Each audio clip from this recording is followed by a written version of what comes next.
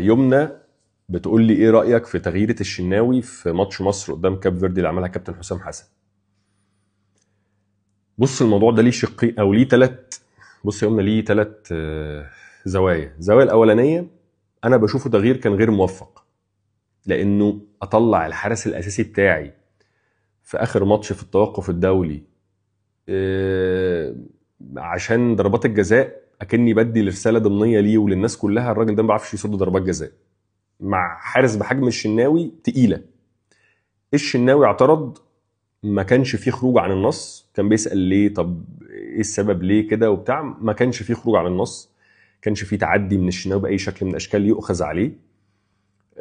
حتى بعد الماتش في ضربات الجزاء شايفين الشناوي بيفرح لمصطفى شوبير وواقف بيحتفل مع زمايله، وبعد الماتش بيسلم على كابتن ابراهيم وعلى الجهاز الفني، والدنيا مفيش اي مشكله. فالموقف بالنسبه للشناوي اكيد صعب بالنسبه له، لانه زي ما قلت لك انت بتصدر للناس حاجه كده انه الشناوي ما بيعرفش يصد ضربات جزاء. بس الشناوي اتعامل مع الموضوع بشكل مش هقدر اقول مميز بنسبه 100% ولا شكل وحش. هو طبيعي ان اللعيب يبقى متضايق، وخاصه لما يكون واحد من كباتن المنتخب. ما كنتش اتمنى طبعا حتى ان هو يعترض وهو طالع خالص. انا ما بقى انا ضد الفكره بتاعت ان اي لعيب يعترض وهو طالع، بس برضو اعتراضه ده ما كانش في حاجه خارجه عن النص، ما كانش في حاجه فيها خروج عن الاداب العامه تقدر تقول لا الشناوي انت غلطت، يعني غلط كبير او شتمت او اتهجمت ولا عملت تصرف مش لائق ولا رميت الفانيلا ولا سبت الملعب ومشيت ولا الكلام ده كله. ما حصلش اي حاجه من الحاجات دي كلها.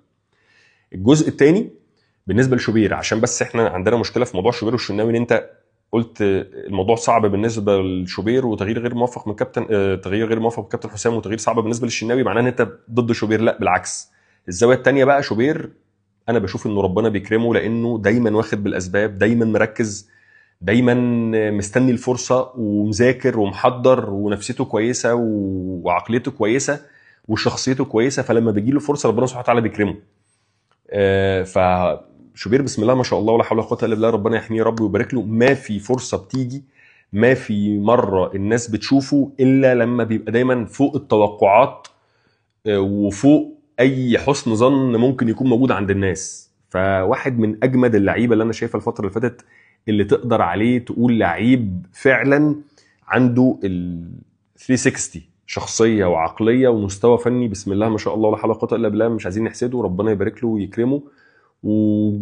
والايرا بتاعته، الفتره بتاعته، الزمن بتاعه باذن الله جاي جاي، وهو يستحقه بنسبه مليار في المية، وربنا يكرمه ويثبته ويفضل زي ما هو كده بنفس العقلية والشخصية والمستوى الفني. الحاجة التالتة بقى، الزاوية التالتة اللي محدش واخد باله منها، هي انه بالتعديل اللي عملها كابتن حسام دي، هو كده بيوجه برضه رسالة ضمنية ان احمد الشناوي رقم 3.